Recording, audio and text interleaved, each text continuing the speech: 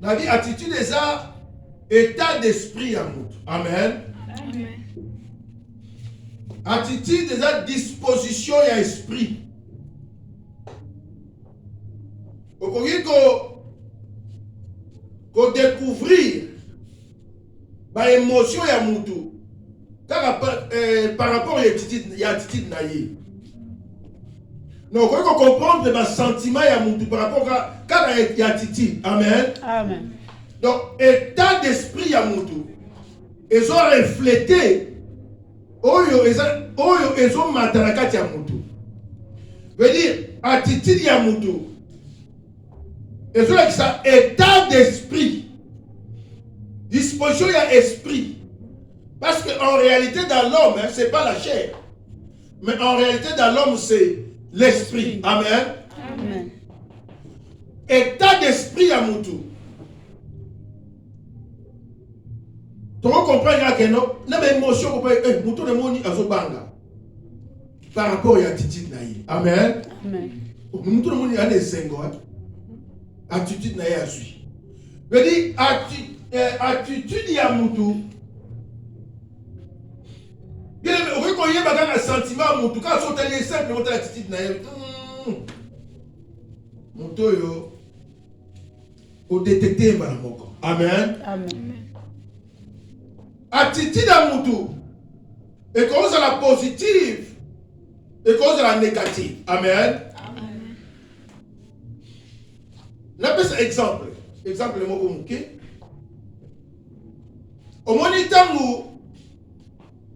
bah boxeur. On a besoin d'un exemple. Il y a pas boxeur. Malgré que la salle boxe. Mais il y a la jiu-jitsu. Mais il y a pas encore de la kimaka. Amen. Amen. Namona. Tangu batu bazo ba boxer. Amen. Amen. Bazo matanari. Veut dire mon côté sa attitude le corps là azo perdre. Té. Ba mo so ba na attitude ya ba gagnant. Amen. Amen. Ceux qui ont besoin de se faire les choses comme le bica amen. Ceux qui sont d'accord avec le bica amen. Dans le bica, il y a comme une attitude morale gagnante. Attends, ça n'a pas mouké. Oh, ça n'a pas mbinga. Et t'as lié. Tant que vous avez fait les missions, vous avez fait les missions. Tant que vous avez pas intimider. Vous avez dit quand l'attitude il y a moutou. Attitude à Moutou. Encore au fond de la porte, il y a un échec par rapport à l'attitude naïve. Ce qui Moutou est positif, Moutou a une attitude positive. Pour attitude positive, il y a une attitude qui est gagnant. Amen. Amen. Moutou est fort. Ou est sûr naïe moko. Mais Moutou a azaka sûr que ngana zo gagner. Attitude na so otali attitude na ye okomona ta elembo ya kobanga ezate. Po aza sûr que ngana ko gagner, ngana ko beta ye, ngana ko longa. Amen. Amen. Nalobi comment développer attitude more gagnante. Amen. Amen. Neni mutu aweko za attitude oyo kosala ke azala molongi. Parce que tozana mutu moko mona ye Satan le diable. Qui est notre adversaire? Amen. Amen. Ayaka po bangisa biso. Diable na po bangisa biso. Ayebi ke biso tuza fort. Ayebi ke akolonga biso te. Amen. Amen. Yango ayaka ko bangisa biso. Donc la tentation, cela veut dire quoi? Ayeko meka. Hein? Ayebi na yeke akolonga ne biso te. Mais abina kelo na meka yeso ki na la kosoye. Non, na kena na meka. Soki la kosoye. Siko mutu azalaka positif.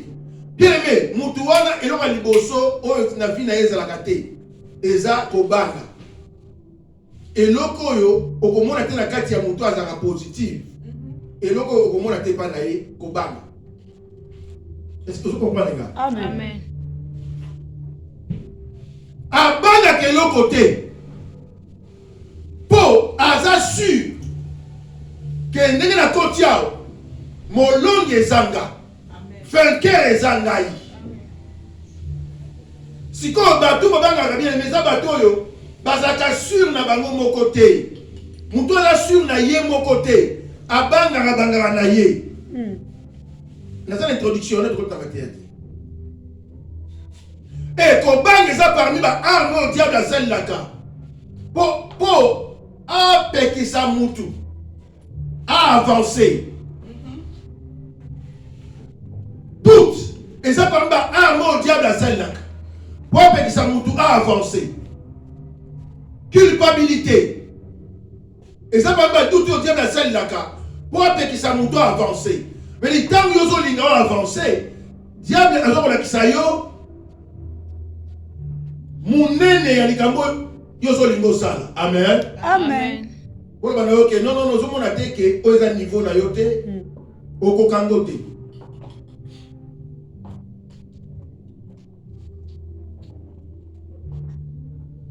Tant que vous avez avancé, avant il a un doute. Pour yo douter mon akeno en tout cas na moni oyo nga oyo yangate. Oh, tant que vous douter, veut dire au conseil sur le côté pour avancer té. Culpabilité, et ça parmi les armes au satan celle-là. Tant que vous avancer, ayo mon aksayo lisumu au salaki. Ayo mon aksayo erreur au salaki. Abi batanga peyo. Bamba tele mayo pour tele.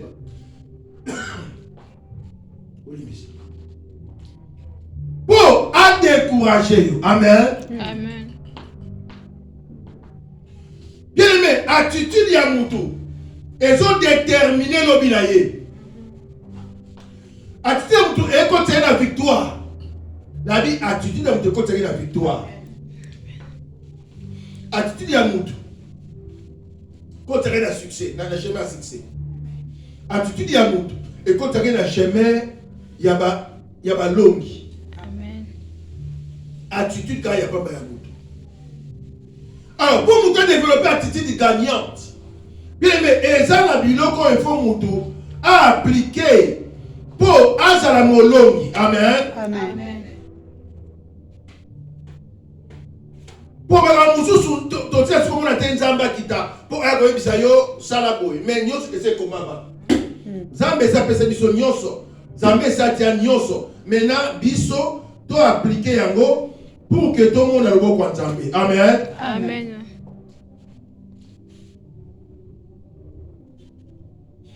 Attitude gagnante. Et ça pour la ballon. Batouana ben chouakate. Batouana bazaka sur na bango moko. Batouana bazaka ben exploit. Pour y attitude na ye devant problème. Même devant problème. Attitude na ye ezaka positive. Amen. Amen. Ayebi ki ata esimbi te kosimba lobi. Amen. Ata bitumeye na vie. Bien aimé, attitude ezaka positive. Po yebi ke oyo ye ezana okala mopepe kwa pepe nyonso yaka ekoleka nango. Po aza positive. Amen. Amen. Et comment développer cette attitude-là?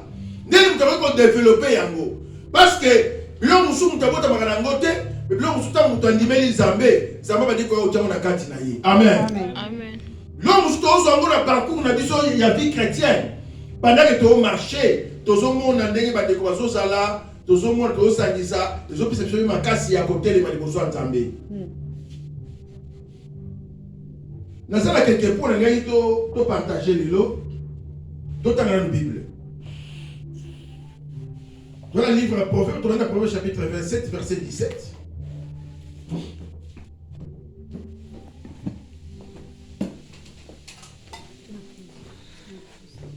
Ainsi, un homme excite la colère d'un homme. 1 Corinthiens 15, 33, après tu vois la vie saute. C'est le premier point. Et ça est belé, mais tu le bien sauté. 1 Corinthiens 15, 33. Je lis au nom de Jésus. Amen. Ne vous y trompez pas. Les mauvaises compagnies corrompent les bonnes mœurs. La parole du Seigneur. Amen. Tu vas dire. Attitude wana.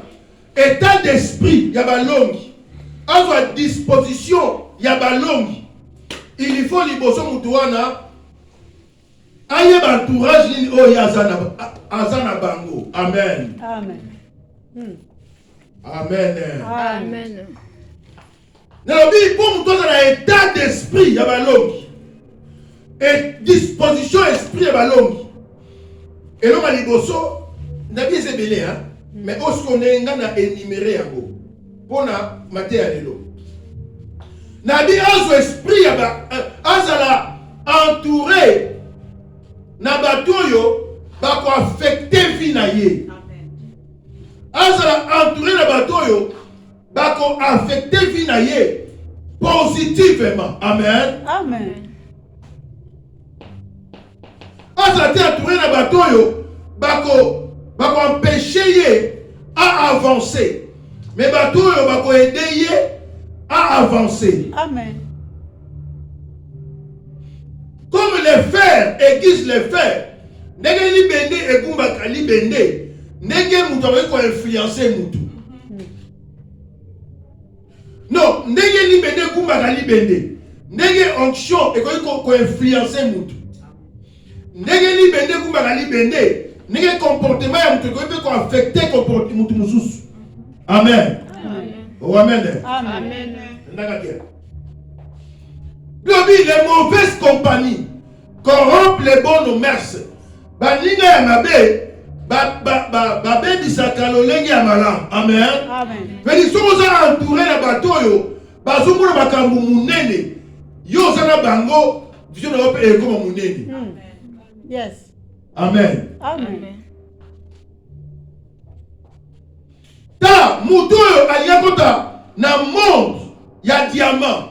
Il faut fréquenter diamantifère sur diamantaire sur pour bangonde bayebi diamant. Amen. Amen. Bangonde c'est un diamant. Parce que nous sommes lingi au côté dans monde à diamant. Les cas d'anzelo yo. D'accord ça la ngoboy. Et bangonde ba ko influencer yé. Aujourd'hui au côté dans monde, il y a pas fait. Il faut fréquenter ma ferré. Bangonde. Bon, c'est comment faire les affaires. Amen. Amen. Oh, amen. Amen.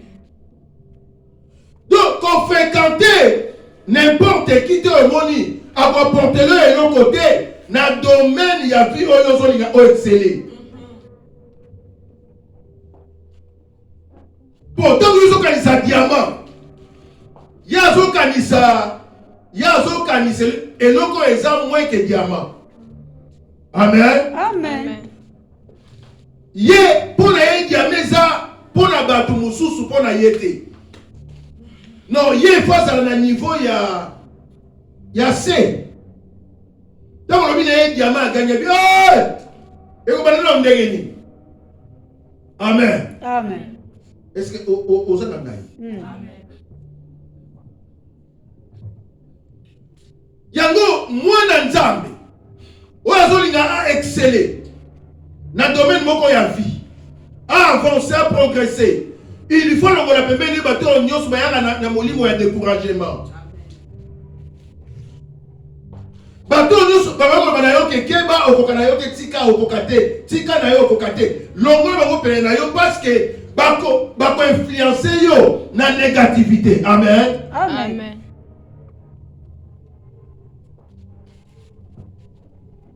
Aujourd'hui, on exceller dans le ministère. Il faut le ministre. Batoyo, et si on va dans le ministère, dans le cas d'Anzeloyo, il y a un moment Jésus, Naki Jésus naïe, il faut aller et pas Jean-Baptiste. Jésus là qui Jésus d'ailleurs, il faut aller pas Jean-Baptiste. Pour eux comment ma eko kisama. Amen. Amen. Bien voilà. Moutoyo a fait kataka. Batou bazalaka négatif dans la vie. Il n'y a pas comme un négatif. Je vous dis la vérité. C'est vrai. Nabi Moutoyo a fait kataka. Basonge. A comme un songi vrai ou faux? Vrai songueur. Ils ont fait. Mais ils ont fait. Moutoyo a fait kataka. Batou bamela bangi. A gomela bangi ya linga lingate.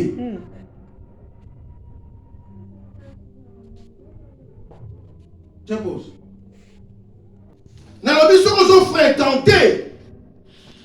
fréquenter batouana, o lingo lingate oza influencer le comportement wana. Amen. Amen. Oza influencer dans l'habitude wana. Oza influencer. Yango moni mwana na nzambo azo linga gagner. Oyo azo linga longa na se na moi.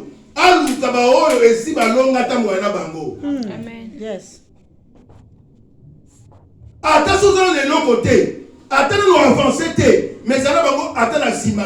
Amen. Amen. Bango lokola balonga ki osana bango yo poko longa. Amen. Ya moni ngani ngai sute na beta lisola pa pamba et pas mutu connaissez nga tanga pour rien. On a dit lisola pa pamba. Et quoi bouti mais on a rien.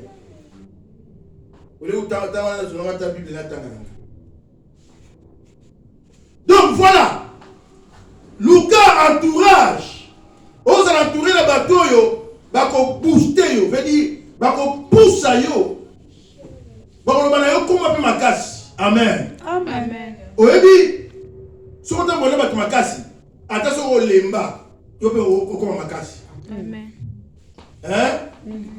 N'est-ce que o comme un fort ko, pour comment batu makasi ko comme makasi. Ata so na paquet to saka neti ka mutana paquet, pour ba mona pege yo poza mtomakasi, mais en réalité yo mo miye bige nga pesa so di kof mo na zala se.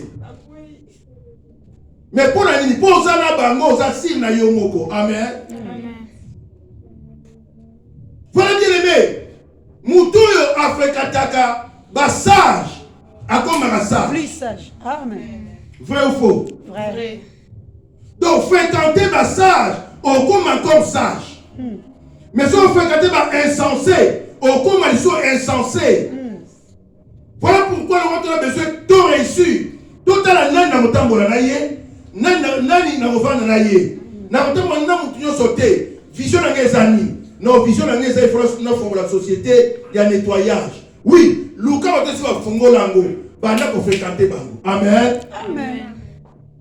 Oh amen. Amen. Quand ta prière t'es beau, où est-ce que ma prière t'es? Zambé. La ligne peut s'en schéma, Seigneur. La ligne faut que la société s'en schéma de la randonnée. Non, on va aller. Nzambe a royé on soit voté. Mais mutu mo ka wa soit aleka na zela wana. Amen. Amen. Yende agoya ko bisa Moïse. Nzela zo kende oyebi yango te. Yaka na la kisayo. Malgré osa na vision, osa na provision, mais pour la nzela, dans la côté là. Côté là wapi? Awa. Banda kotala banani ozaka na bango.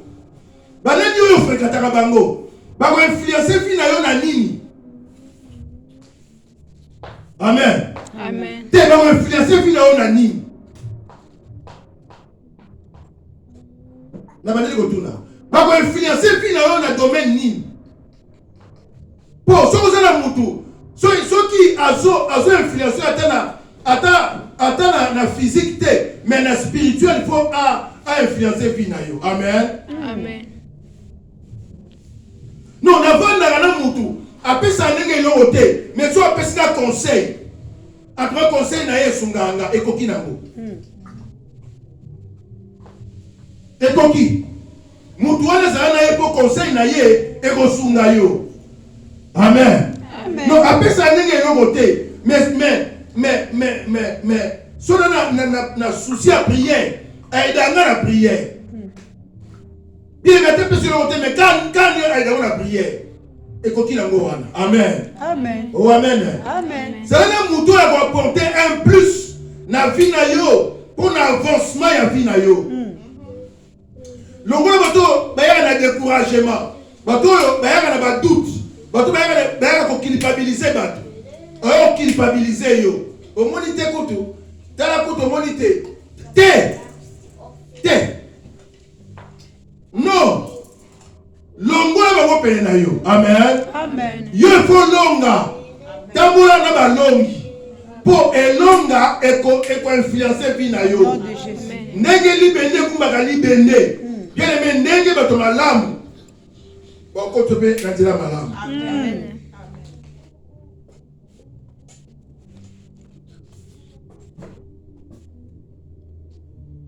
Malamu ozala kutu yo moko ke ozala mal accompagné, mal entouré. Osez le hôtel.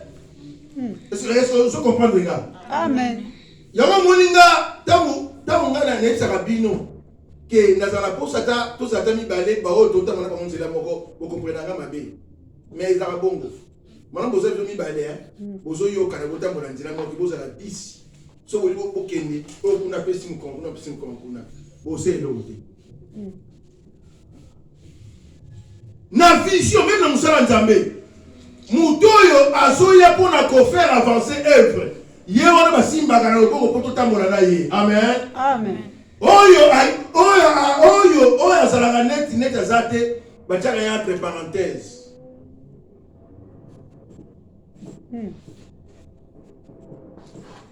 Deuxième point. Donc dans Jérémie chapitre 6 verset 19.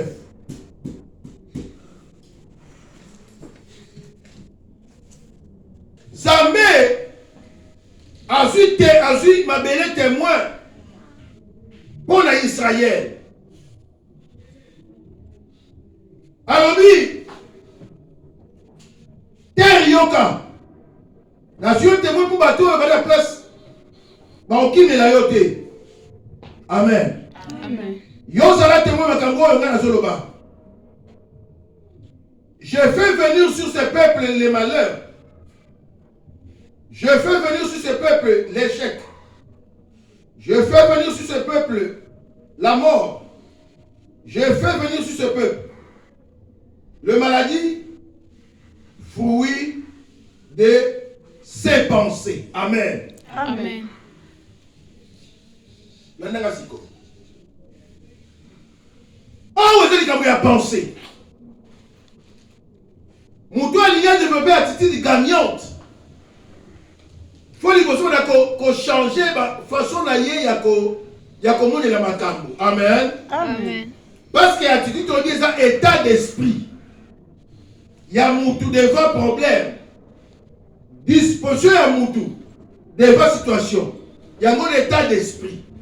Samba zoloba na koye na malheur na ba vie na bango. Et ça te ponga nzambe na ningi bazala ba malheureux. Mais ça pongo ba kanisi malheur na ba penser na bango. Amen. Amen. Loko là ba développer malheur na penser na bango. Alors bango ba vivre malheur pour ba penser na malheur. Merci pour comprendre. Amen. Amen. Bazo vivre malheur et ça fruit ya o bango moko ba loni na makanisi na bango. Loko là ba penser na malheur, ba penser na échec. Va penser na kufa, va penser na oh la négative. Yango bazo vivre. Par là, je comprends que mon tout temps valingi avanda, il faut faire na avant ça makasine na oh nzambe sa loba. Amen. Amen. Le secteur émission maté awa maison iso na lelo. Pensez et ça place nyonso ebandaka.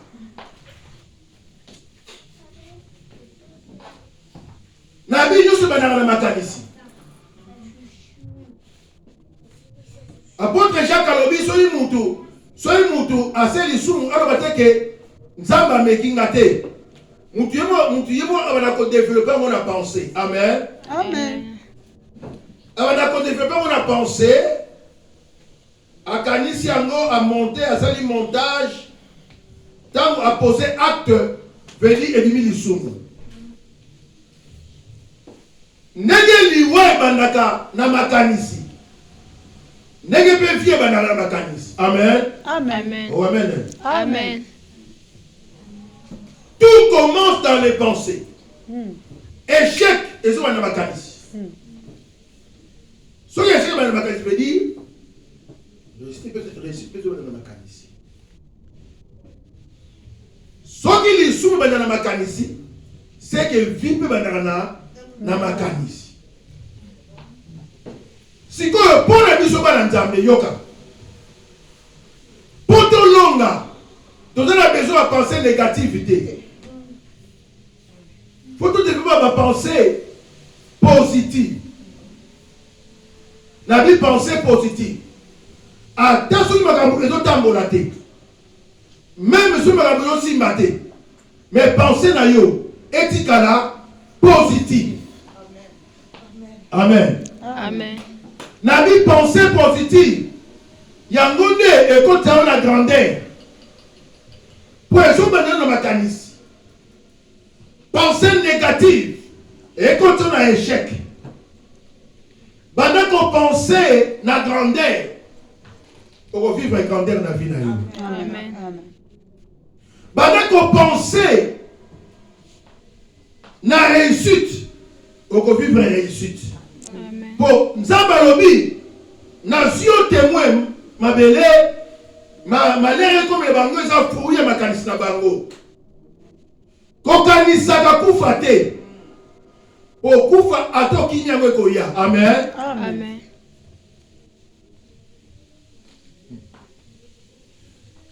Pensez qu'à la vie,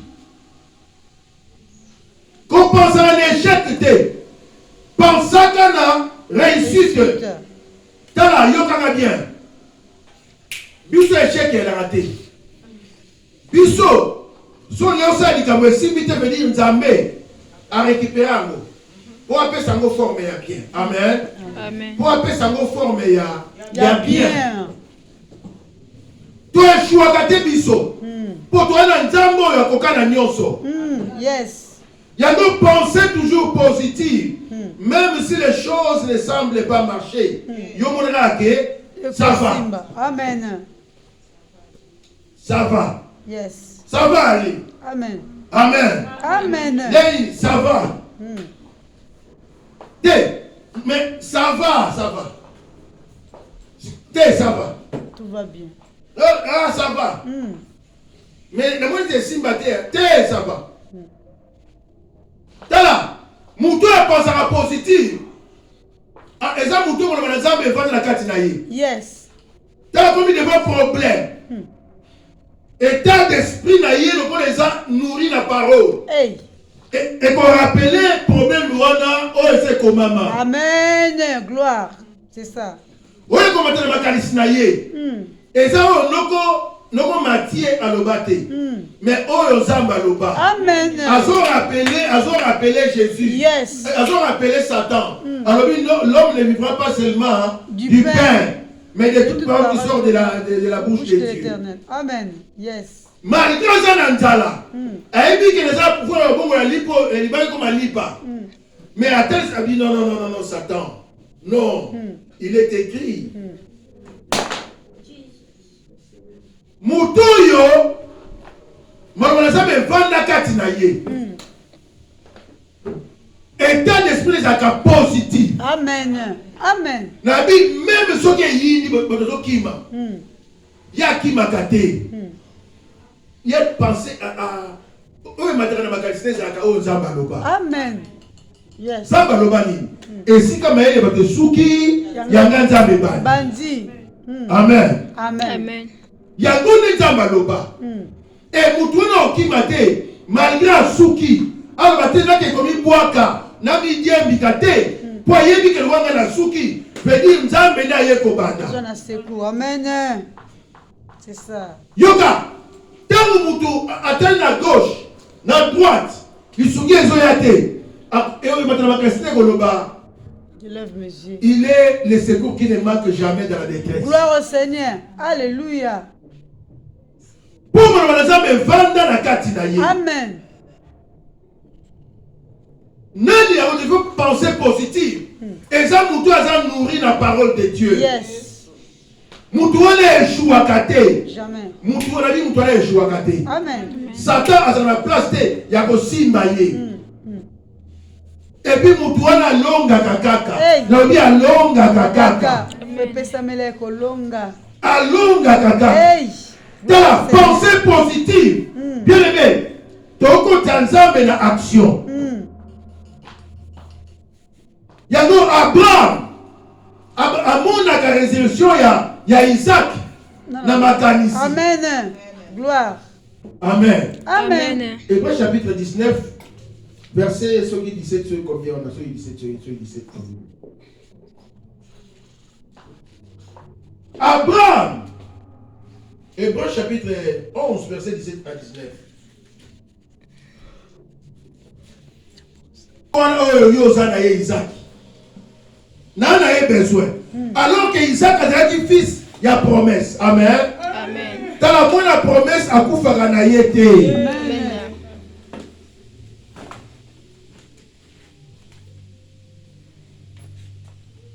Abraham, sauf si abi mwana moka kawana uzana yona Isaac kele kutumbela ga yembeka. Oh Nzambe batumba mutu. Batumba mutu mbeka Nzambe.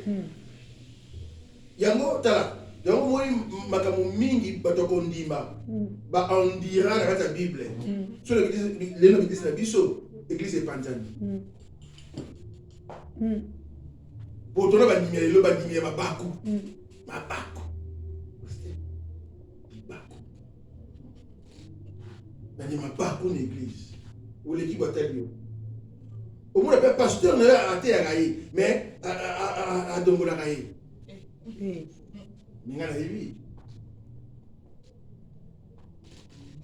Abraham, Pesanga Isaac. Abraham a vu qu'il a vu Sarah. Sarah m'a suivi na Kibokoko.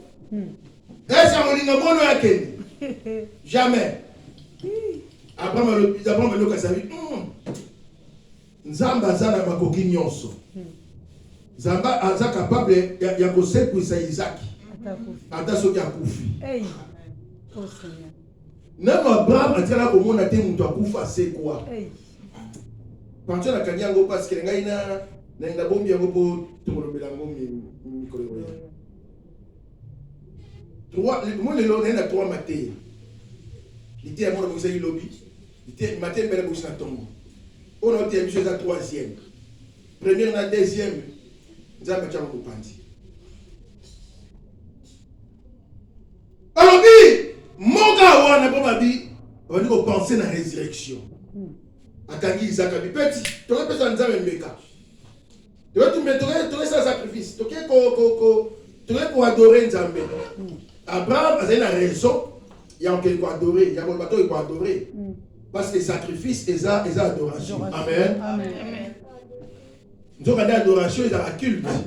Donc Abraham a pas ça la culte. Pour Amema qui va lui dire que ça la culte. À Simimbeli, watch Isaac. Zamba bina tika tala mupandi. Hey. Anyo azawana, oyo nzaba bongisi. Akufa na place ya Isaac. Amen. Amen. Tangu Isaac akitaki ezaki elembo ya kokufa. Tangu Isaac atelemi ezali elembo ya kosekwa. Amen.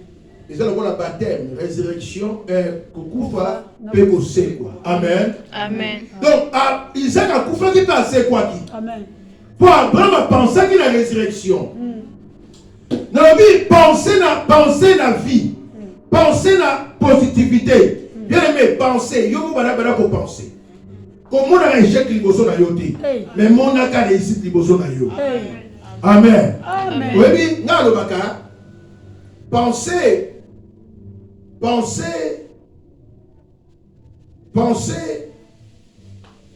eza architecte ya vie ya mutu ye moko. Donc eza architecte ya vie na ye moko. Po omoni ndako epo etia maboye. Ebanda na makanisha mutu moko. Amen. Amen. Mutu moko ayaka telemaka na kwe moko. Alobi non, wapi terrain, l'exterrain. Babenga bango banani?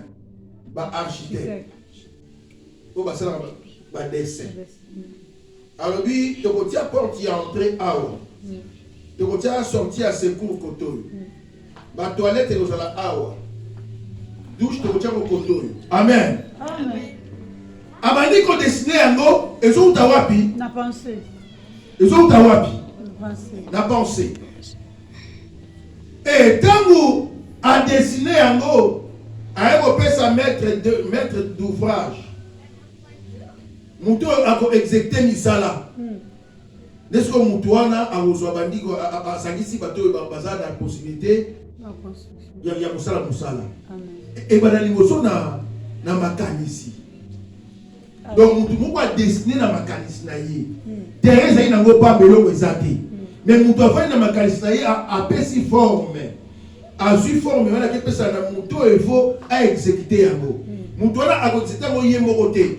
Azala bato bakoya, l'électricien, ba maçon, ba nani bakoya. Amen. Amen. Bakoya pour bakokisa eloko uti na makanisi ya mutu. Amen. Gloire au Seigneur. Te tika oyo kanisa zamba musaba na kombo na Yesu. Amen. Na bi oyo ko destiné pour la vie na yo bango. Amen. Oyo ko destiné au vivre bango na kombo na Yesu. Amen. Te lola esangana pour ko kisa makambo oyo zo kanisa pour la vie na yo. Amen. Na bi lola esangana batu ba sangana ba exécuter oyo eza destiné déjà. Amen. Amen. Ah ozo dire ça la vie na Yesu. Amen. Amen. Bien to comprendre le banazambe, to comprendre le banazambe. Oyebi, ils ont la messieurs. Bon, na comme si comme monsieur. Là je suis pasteur, na comme monsieur. Oh, mais si on t'a dit ça, à tout là quand même, est-ce que vous comprenez? Oui. Ils ont pas eu bâti bateau bazananga. C'est ça la parole. Tant que tu le barango, tant que amen veut dire je suis d'accord avec toi. Amen. Eh, même ça rabino na bandela. Amen. Donc na révélation. Amen, c'est une personne. Hey. Son nom est écrit dans la Bible. Comme on a eu Yehoshua Amashia. Mais je suis. Azam mutu mobimba. Amen. Donc on a été mais ayaka au travers de sa parole. Amen. Il se tient devant la porte. Quelle porte? Ta vie. Ton cœur. Elle m'a dit qu'on frappait. Elle frappait à travers nous. La parole. C'est Moutayo qui a fungoli. Amen à Kotaka. Amen les paroles. Amen. Dieu se l'a transformé. Parce que malheureusement les Kota ils ont arrosé. Alléluia. C'est ça. Nous devons changer la macasse na yete. Mais c'est la parole que nous avons ils ont arrosé. Ils ont arrosé transformation. Il y a un moment dit Yesu na prière sacerdotale sur la bonne sanité. Alors Père, sanctifie-les par ta parole. Oui.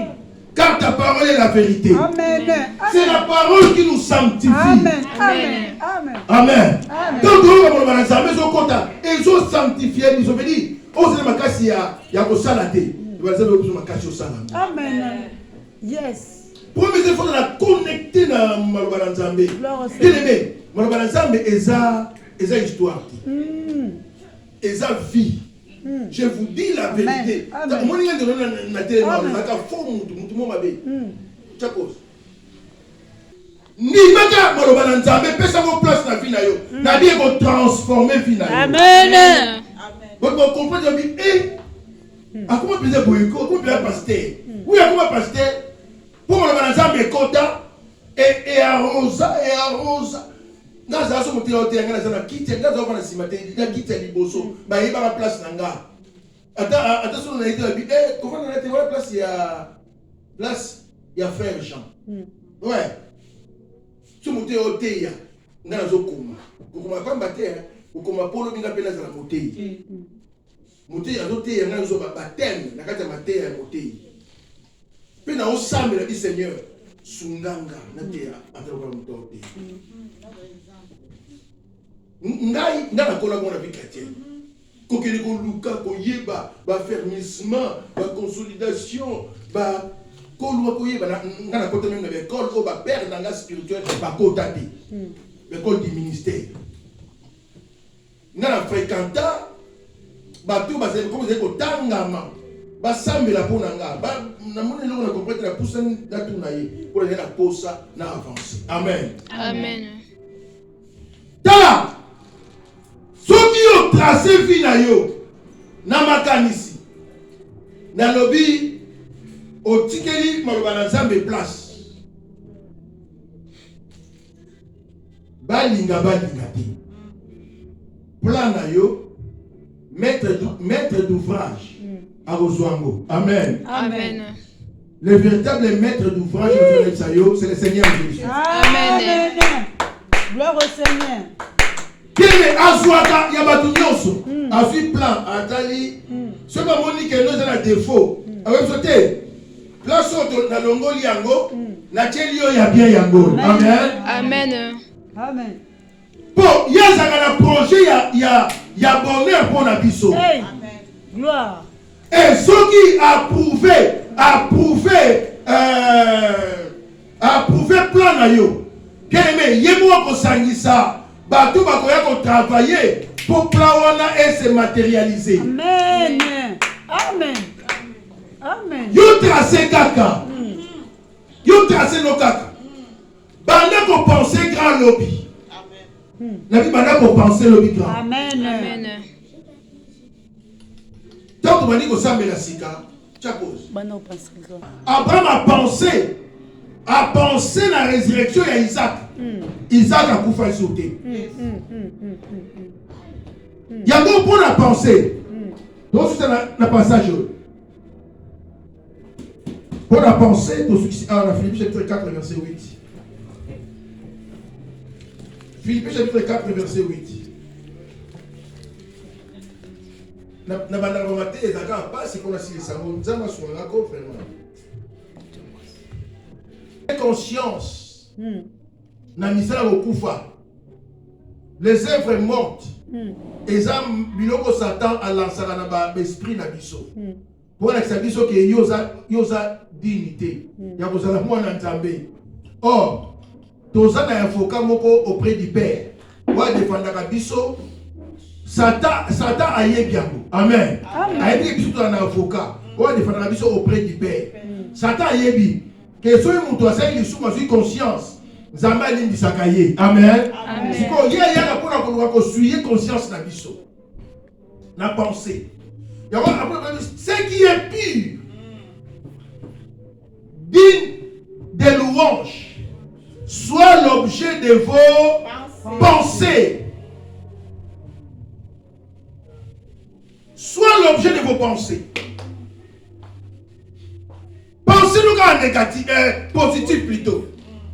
Pensez la pureté, la sainteté, la grandeur, la bonheur. Pensez. Soit l'objet de vos pensées. Amen. Amen. Amen. Amen, amen, amen. Amen. Amen, amen, amen. Gloire au Seigneur.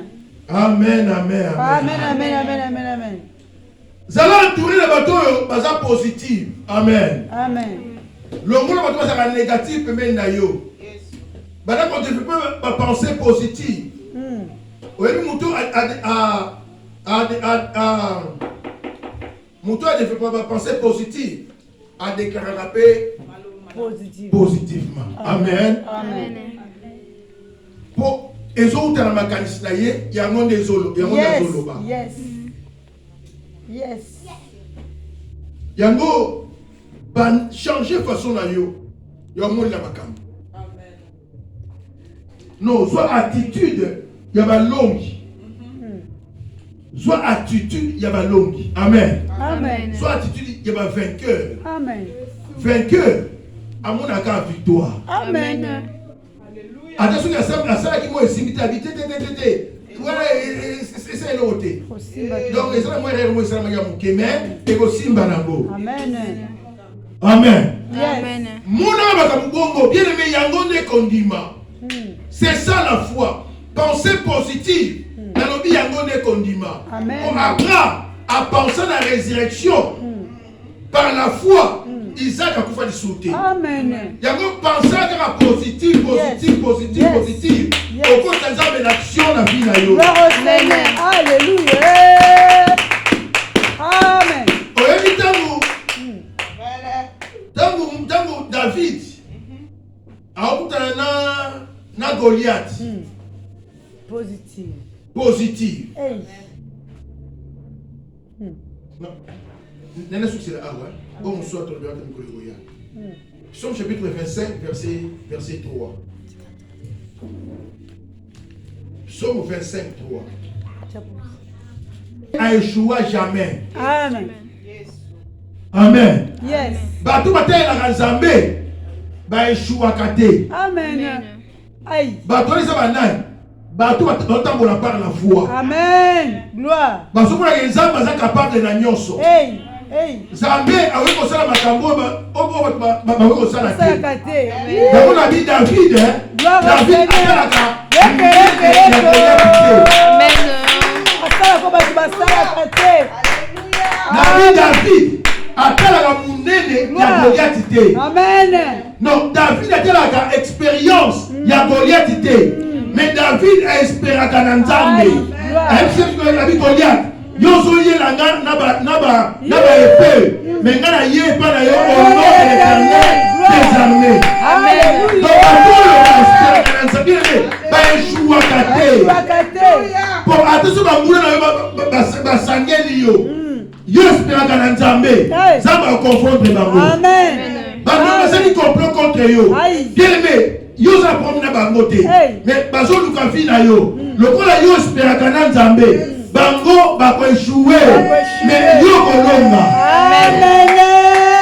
Amen. Gloire. Non, basala ba plan na bango. Nabi basala ba plan. Simba te. Il y a destruction, il y a malédiction. Mais le coup là, il y a Nzambe. Il y a espérer dans Nzambe. Plan de bango, vous allez dévoiler, faire échouer la tombe de Jésus. Amen. Au nom de Jésus. Alléluia. Amen. Amen. Dans la mouton, c'est Nzambe bien aimé. Alors, le coup là, David. Hey. Alors, il y a un circoncis, azo finga Nzambe na ngai. Vraiment.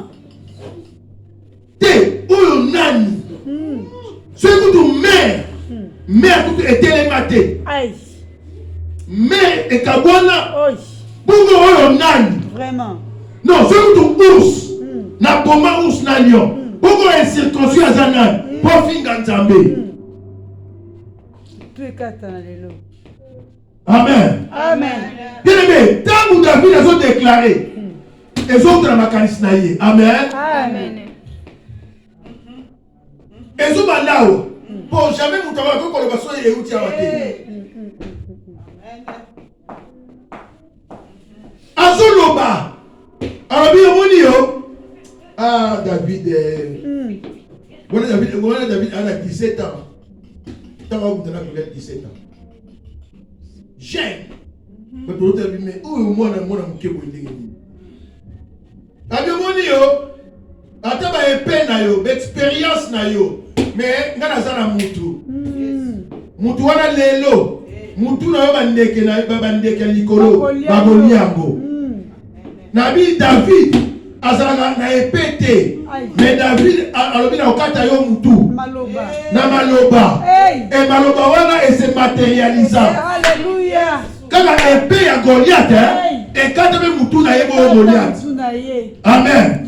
Te yango tika ba nguna na yo. Ba plan na bango ekaka bango na kombo na ye. Amen. Nabi épée ya Goliath et boma Goliath ye moko. Amen. Malédiction na bango elanda bango moko. Amen. Ozo dime sa la vie na ye. Amen. Avec effet immédiat na vie. Amen. Nous avons kilo pour le bamé. Yango moni to dika. Au nom de Jésus. Oyebi. Israël. Vous avez télé mabanda tongo tipo. Moïse autanga livre bango babaze longo so salate bon ni magaka Amen. amen Moïse atangi akomi na suabi amen donc toza d'accord na yo Moïse Amen.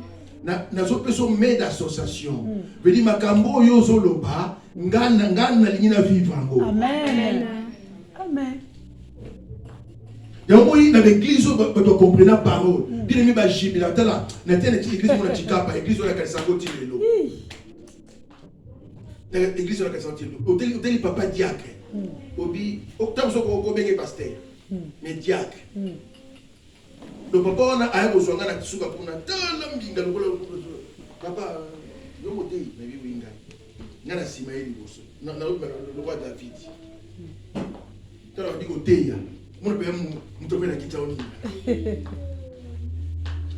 musupea tusoninga chikapa mboka wana nzaba pa molango L'évangile. Amen. vous êtes elengi ya ko teya usoye ko la sapato Alors. achewana ngana zwa bijou kumet na teka mona na teka ngo na Rwanda ça 50 ba kosa wanga ça $50 kumet moi or na lumwe kumet or hey papa check beaucoup nous besoin d'évangile il mes paroles il y a des sources à nyonso Vraiment. amen Amen. qu'on a pas encore la mission Amen. le mettez dans un moment